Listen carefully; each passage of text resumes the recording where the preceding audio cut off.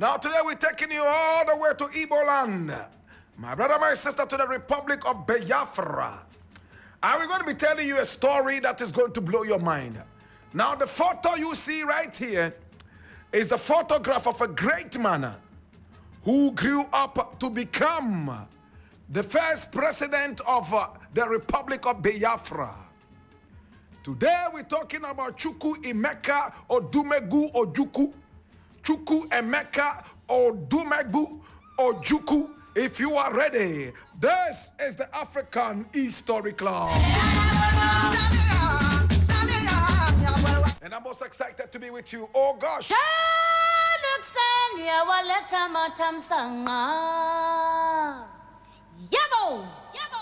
Chukwuemeka Odumegwu Ojukwu, my brother, my sister, was born on the 4th of November in 1933. His father was the first billionaire Africa ever had. Let us be humble and limit him to only Nigeria. He was the first billionaire that Nigeria ever had. And he was Louis Odumegwu Ojukwu, Nigeria's first billionaire. And that is him. Remember, we spoke about him a couple of days ago. He made money from share business. My God have mercy. And he was a very good friend to the great president of Ghana, Kwame Nkrumah. My brother, my sister, born on the 4th of November in 1933, Chukwuemeka Odumegwu Ojukwu, at a very young age, was very interested in schooling. I remember he was born in Zungeru, in Nigeria. Now, when we talk about Zungeru, how many of us know where Zungeru is? My brother, my sister, Ojukwu was born in Zungeru on the 4th of November in 1933. That was where he was born. And he was born during the British colonial administration or rule. As you were told, he was the son of Louis Odumegwu Ojukwu. He was a wealthy and successful Igbo businessman. He started school at the King's College right there in Lagos in Nigeria. And then he went to the Epsom College in Surrey in England. He graduated from Oxford University in 1955, my brother, my sister, at the age of 22. At the age of 22, he graduated with a master's degree in history and returned to Nigeria to serve as an administrative officer. He later joined the Nigerian army and was rapidly promoted because he held a string of degrees all the way from Epsom College in Surrey, England, and the Oxford University. Oh, God have mercy. Only God can save us. Now, a man who was born in Zungeru in the Niger state of Nigeria. My brother, my sister, he was a man ready for action. See what happened now. Hey. When he joined the Nigerian army, he was promoted. He rose like a column of mercury in the mercury thermometer on heat, steadily and surely. Hey! Now, Nigeria became independent 5 years later in 1960. And a group of mostly Igbo junior army officers overthrew Nigeria's civil government in 1966. Only 6 years after independence, it was known as the 1966 Nigerian coup d'etat. Johnson Aguiyi-Ironsi, another Igbo, became the new Nigerian head of state, and he appointed Ojukwu as military governor of the predominantly Igbo Eastern region. However, Hausa and Yoruba army officers feared an Igbo-dominated government, resulting in the 1966 Nigerian counter-coup the same year they overthrew Johnson Agui Arunse. He was the crocodile man. Oh my God.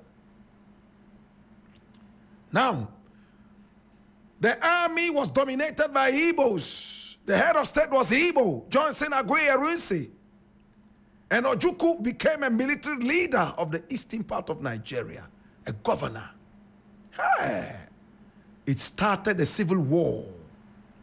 Now, in response to Igbo demands for secession, they wanted to break away, my brother, my sister. And this is Chukwuemeka Odumegwu Ojukwu, fully bearded and surrounded by soldiers. He was ready to break away from Nigeria.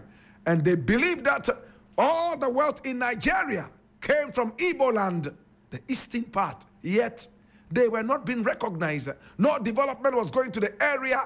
Everything was outside the eastern part of Nigeria. So Chukwuemeka Odumegwu Ojukwu decided that Nigeria, he was done with Nigeria. He was going to found another country out of Nigeria, and he decided to call it Biafra.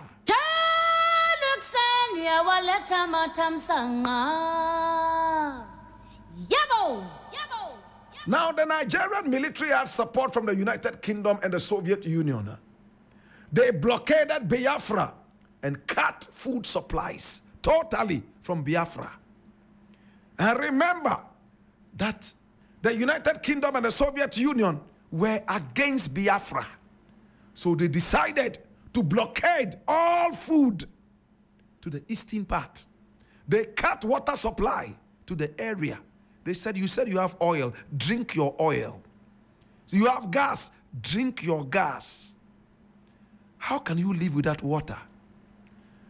The United Kingdom and the Soviet Union provided a lot of arms and ammunition to the anti-Biafra secession group. Hey! Now the Igbos were struggling. There was mass famine, in other words, hunger in the area. And to the point that Igbos who died out of hunger, other Igbos decided to roast their meat and eat them. Did you hear that? They became cannibals, even though for a short while. They had to survive. They drank their urine. They drank from ponds. They drank from sources that we cannot even mention right here on radio. The Igbos struggled and died in their droves. UK, United Kingdom didn't care. Soviet Union didn't care. They were massacred. They died in their droves. Under this great man here called Chukwuemeka Odumegwu Ojukwu, who was fighting for the area to have some recognition and some development sent to the area. He might have made one or two mistakes left, right, and center. But my brother, my sister, they were visited with so much hatred and so much murder. Hey! My brother, my sister, there were shocking images of starvation from Biafran civilians. And a lot of people joined. International media came out to condemn this. Hey! At the same time, there was also the Vietnam War. Hey! Remember, that was the same year, 1966, Nkrumah was also overthrown. Oh my God. So they decided to send some relief to the Biafran place. My brother, my sister, many people died. In fact, all this while, Chukwuemeka Odumegwu Ojukwu's father had just passed on. He didn't live to see Biafra. Just a couple of years before Biafra, he didn't see his son become the president of Biafra. And here he is in his office, and the flag of Biafra flying high behind him. This is Chukwuemeka Odumegwu Ojukwu. Biafra eventually capitulated to Nigerian forces in 1970 after millions of Biafran civilians died. Did you hear that? Millions! It was the greatest massacre in the history of Africa at the time before the Rwandan genocide. Ojukwu subsequently fled to the Ivory Coast in exile, where President Felix Houphouët-Boigny, who recognized Biafra as a sovereign and independent state, granted him political asylum.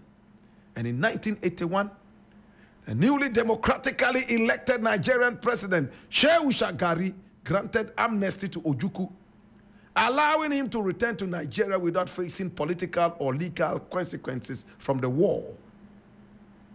My brother, my sister, Ojukwu spent the remainder of his life unsuccessfully attempting to return to Nigerian politics as a democratically elected politician rather than a military ruler. He died in 2011 at the age of 78 in London, England. His body was returned to Nigeria, where Nigerian President Goodluck Jonathan arranged a state funeral. He was buried with full military honors, including a 21-gun salute from the Nigerian army, and thousands of people attended his funeral. Ojukwu will continue to remain a contentious figure in the history of Nigeria. Many Igbo people regard him as a hero and a messianic figure, a messiah who did what was necessary to ensure the survival of Nigeria's eastern population while facing the possibility of a genocide after the 1966 coup. My brother, my sister, but other Nigerians see Ojukwu and the Biafran succession unnecessary, blaming Ojukwu for the events of the war and accusing him of oppressing Biafra's non-Igbo ethnic minorities. My brother, my sister, today, Ojukwu is gone. But the Republic of Biafra is still lingering in the shadows. Who is the new Biafran leader? He is in Israel. He was arrested recently and locked up right there in Nigeria. He was freed later. Is Biafra still a reality? Chukwuemeka Odumegwu Ojukwu. Oh, Chukwuemeka Odumegwu Ojukwu. Igbo kwenu. Igbo kwenu. Igbo kwenu. Zwe kwenu. Igbo kwenu. Igbo kwenu. Igbo kwenu. Yay! Today, in the burden of knowledge, I ask you, now that you know what to do, bianani ole mini obafe yenzunda kagane mezaka yine ye pa bango bokaya ndeng fifi ya nyanu kai na wo bana ehu ebe den lele ya njima singa be kunne lele ya njima singa beri tu bovi tu